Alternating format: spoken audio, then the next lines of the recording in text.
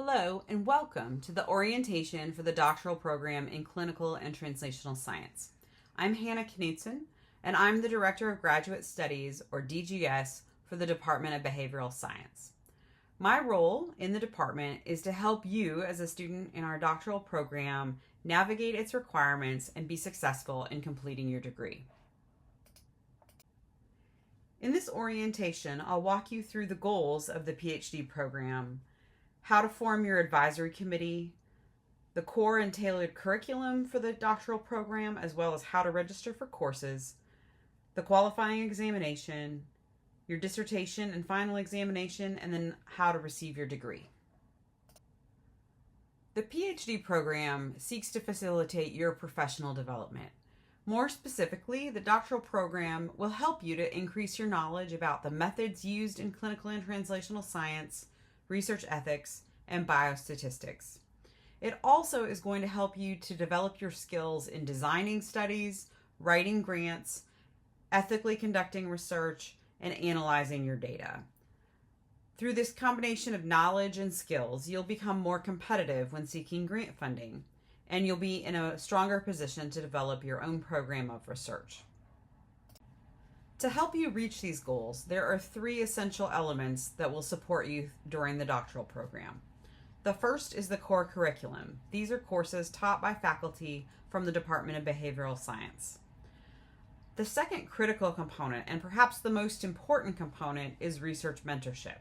It's essential that you identify a faculty research mentor who has the content expertise related to your research. Typically, this mentor is going to be a faculty member in your home department or in your college. You'll also need to identify additional mentors who will become part of your advisory committee, and I'll talk about that more in just a moment. The third element is the Center for Clinical and Translational Science, or CCTS at UK. The CCTS can connect you with research experts as well as resources provided by its various cores. The CCTS may also have funding for pilot studies, so be sure to check out their website at ccts.uky.edu. Because research mentoring is so essential to your success, we strongly advise that in your first year, you identify your primary mentor as well as the members of your advisory committee. So your advisory committee will be led by your primary mentor. This person will serve as the chair. Sometimes this person is also referred to as your major professor. An important thing to note is that the chair of your advisory committee must have an appointment by the graduate school in the Clinical and Translational Science program. If you're unsure whether your primary mentor has this kind of appointment, please email me and I can check. And we can also assist you with getting that primary mentor appointed to the program. In addition to the chair, we require your committee to have a co-chair. The co-chair must be a member of the Department of Behavioral Science. They also have to have full graduate faculty status. What that means is that this individual needs to be an associate or full professor with their primary appointment in the Department of Behavioral Science. They also will need to be appointed by the graduate school in the CTP program. Many faculty in behavioral science already have this status, but again, if for some reason a behavioral science faculty member doesn't have an appointment in the CTP program, we can help you with getting that taken care of. The overall committee must include at least 4 core members. So 2 of those members will be your chair and your co-chair. You also need to have 1 additional member from your major area, so someone with the clinical experience, the research experience in your content area. And then at least 1 member of the committee should be coming from outside the department or program. 2 other points about the composition of your advisory committee. First, all members of the committee must be graduate faculty at UK. As I said, we can help you with getting individuals appointed to the graduate faculty. Second, of your total advisory committee, at least 3 of those members must hold full graduate status. This means they need to hold the rank of either associate professor or full professor. Now, if this seems complicated, feel free to reach out to me by email with your list of faculty who you're interested in inviting to join your committee, and we can make sure that the composition of your committee meets the requirements of the graduate school. In terms of courses, the doctoral program in Clinical and Translational Science consists of a core curriculum and a tailored curriculum. The core curriculum consists of 13 credit hours across 5 courses. BSc 731 is Methods and Technologies in Clinical and Translational Science. This course covers multiple methodologies to help you design a study. BSc 732 is Interdisciplinary Protocol Development. It builds upon the content of BSc 731, which is why completion of 731 is a prerequisite for 732. In this course, you'll learn about how to prepare an NIH-style grant application. BSc 733 is Seminar in Clinical and Translational Science, and BSc 534 is Ethics and Responsibility in Clinical Research. In this course, you'll learn about research ethics as well as how to prepare an application to an Institutional Review Board, or IRB. And finally, BSc 625 is Fundamentals of Biostatistics for Clinical and Translational Research. This covers a variety of biostatistical methods for analyzing your data. Across these courses, there are several common themes. The first is that each of the courses is intended to be student-centered. That means the aim of each of the courses is to help you advance your research. So there will be opportunities to further your research skills and apply what you're learning to your particular research topic. You'll find that most of these courses are offered in a very interactive, discussion-based format. However, they all include a fair amount of reading and written assignments. Really, the readings and written assignments are intended to both help you gain knowledge, but also to develop the skills that you need. Those written assignments are critical in helping you to apply what you're learning. So you'll be developing concrete skills in designing a study, writing a grant application, and preparing an IRB, or Institutional Review Board, application. The tailored curriculum of the doctoral program consists of 5 additional credit hours. So we encourage you to identify 1 to 2 graduate level courses that fit with your overarching career goals and research interests. In addition, BSc 790, which is Research in Medical Behavioral Science, is an option for completing these 5 credits if you are actively engaged in research with your mentor. BSc 790 is different in that it's a mentored research experience, not a class, but it is offered every spring, summer, and fall. And so the expectation is that 1 credit of BSc 790 translates to about 48 hours of work on your research over the course of the semester. 2 credits we estimate is about 96 hours of research work, and 3 credits is about 144 hours of research over the course of the semester. To register for BSc 790, you want to go through 4 steps. First, you'll identify your faculty supervisor for the course. This is typically going to be your research mentor, who's the chair of your advisory committee. Once you've identified the faculty supervisor for BSc 790, you should meet with that supervisor to talk about expectations, including your research goals, specific deliverables for that semester, and how often you'll meet over the course of the semester. Once you've reached agreement about those expectations, please email me at hannahknutson@uky.edu. CC your faculty supervisor on that email and just provide me with a brief summary of your project and what you'll be working on during that semester. I'll then give you permission to register once I've had a chance to review that brief plan, and I'll let you know by email when you're cleared to register. So you'll need to determine how quickly you want to complete the core curriculum. We typically think about either a 1-year sequence or a 2-year sequence for the 13 credit hours of the core curriculum. So if you're thinking about completing these courses in 1 year, in the first semester, we recommend taking BSc 731, which is the Methods and Technologies course, and then BSc 625, which is Biostatistics, as well as BSc 733, which is the seminar. Then in semester 2, you would take BSc 732, which is Interdisciplinary Protocol Development, and BSc 534, which is the Ethics course. If you want to go at a slightly slower pace, you could do these courses over a 2-year period. So we recommend in semester 1 that you start with BSc 731 and then move in semester 2 to BSc 732. Then in semester 3, take BSc 534, and in semester 4, BSc 625. Now, in this example, we've put the seminar course 733 in the first semester, but you could actually take that seminar course in any of the semesters. Please note that you also will need to think about a plan for the 5 credit hours of the tailored curriculum. You could certainly add in those credit hours into this 2-year course sequence, but perhaps what is a bit more typical is for students to complete the tailored curriculum in an additional semester. So thinking about maybe 2.5 years of coursework as opposed to just 2 years. In terms of how to register for courses, it starts with understanding the registration window for a given semester. So please check out the registrar's webpage to identify your registration window. You'll also need to use the UK Graduate Catalog to identify the course director for the course you want to register for. This is important because our courses in the Clinical and Translational Science program typically requires permission of the instructor for you to be able to register.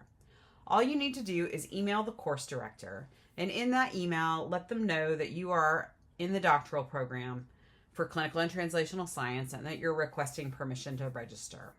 Faculty know that priority is given to students in the CTS program, so you should hear back quickly from them with approval of your request, and then just forward that email to Sarah Treberg. She's the curriculum coordinator, and she'll then unlock the system so that you can actually register. Registration occurs via My UK, so navigate to Student Services, then Degree Planning and Registration, and then the course catalog to search for your course and register for the course that you've been given permission to register for. This is very important. So to remain active in the doctoral program, you must register for at least 1 credit hour every fall and every spring semester. Now, there are a couple of things to note. The first is that you may find yourself unable to attend courses for a given semester. Assuming that you have not taken your qualifying examination, which I'll discuss in a moment, and assuming that you are actively engaged in research, you should register for at least 1 credit hour of BSc 790. Once you get past the qualifying examination, there's a different course that you'll use to register for each semester to remain active in the program. But BSc 790 is a great option if you're finding yourself with a semester where you can't participate in one of the core curriculum courses. As you're moving through the core curriculum, it's important to have discussions with your advisory committee about a qualifying examination. Now, a qualifying examination is conducted after you've completed the core and tailored curriculum, which consists of those 18 credit hours. The qualifying examination has 2 components. There's a written component and then an oral component. You'll do the written component first. And this written component should be a scholarly product. Some examples that we typically see in the doctoral program are a grant-style document, so perhaps an R-type grant application or a K-type application. Another option would be to conduct a review and then draft a peer-reviewed style review article. A third option is providing written responses to content-based questions that your advisory committee has developed. I think when I look back at students in the doctoral program, this is probably the less common option. It's much more common for a doctoral student to prepare the grant-style document or a review article. Once you have completed the written component and shared it with your committee, then you'll schedule an oral component of the qualifying examination. And basically this consists of a presentation and a defense of your written material. Basically that defense is an opportunity where your advisory committee will ask questions and you'll provide answers. I'm going to direct you to our graduate student handbook for the PhD program for some additional details. That handbook will provide you with information about how to schedule the qualifying examination. And then also there are a number of rules from the graduate school that we have to adhere to. And those requirements are focused on how the oral component of the qualifying examination must be conducted. So do read the graduate student handbook and reach out if you have questions. After you've completed the qualifying examination, you move into a new phase of the program. The graduate school calls this post-qualifying residency. Basically, what this means is that you're moving into a phase where you're going to be working on your dissertation. And so as you're working on your dissertation, you're going to need to register for BSc 767 dissertation residency credit. Now, this is at 2 credit hours, and you need to register for a minimum of 2 semesters of BSc 767 before you graduate. Generally, the graduate school wants you to complete 1 fall semester and 1 spring semester of BSc 767. Now, you can reverse the order based on your timeline. If you need to be on a faster timeline, there is a mechanism to include a summer semester of BSc 767 as one of your 2 required semesters. That does require that you seek permission from me as the Director of Graduate Studies. So just reach out if you think you need to use a summer semester rather than a fall or a spring semester. Basically, from the point at which you pass your qualifying examination, you need to register for BSc 767 every fall and every spring semester until you graduate. So let's talk a little bit about your dissertation. Basically, a clinical and translational science dissertation is going to be an original, well-reasoned research project. It should contribute new knowledge to the field of clinical and translational science. It should also reflect strong scholarly achievement and independent thought. In other words, it needs to be something that you have worked on and developed independently of your mentor. You certainly are going to receive lots of mentoring from your chair and committee members about designing and executing your dissertation, but ultimately, this should be your own work. In terms of the format of dissertations in the clinical and translational science program, what we most commonly see is a multi-chapter document that starts with first a chapter that serves as an introduction, an overview, and then 2 to 3 thematically linked manuscripts that form the chapters in the middle. Typically, these are formatted like articles to a peer-reviewed journal, with each chapter having its own introduction, methods, results, and discussion sections. And then finally, the last chapter in the dissertation document is a conclusions chapter. You'll work with your advisory committee to determine the scope of your dissertation and to talk through issues around kind of the content of these chapters. In addition, it's important to note that there are a number of requirements. First, the graduate school has a variety of rules about how this document has to be prepared and formatted. In addition, the graduate student handbook is going to point you to some other policies related to your dissertation. I want particularly for you to take a look at our policy regarding previously published manuscripts as well as multi-authored manuscripts. In addition, the handbook has a link to take you to examples of dissertations from the Clinical and Translational Science doctoral program at UK Knowledge. And it really can be helpful to take a look at those examples as you're thinking about how to design your own dissertation in this program. Once you've prepared your dissertation, it then is time for your final examination. A few things I want to draw your attention to. The first is that the graduate school is going to add someone to your advisory committee. This person is called the outside examiner, and their role is to make sure that the final examination adheres to the graduate school's policies. So you'll need to coordinate a day and time for all of your advisory committee members as well as the outside examiner when you're trying to schedule this final examination. In addition, there are graduate school deadlines that I'll cover in just a minute. So we need to find a day time that everyone can attend and that adheres to the graduate school deadlines. So the final examination generally is going to involve a PowerPoint presentation and then an opportunity for your advisory committee to pose questions and for you to answer those questions. I will note that your advisory committee does get to have the final say about the format of your final examination. They will then vote at the end of the final examination about whether you passed or failed, and that is determined by a majority vote.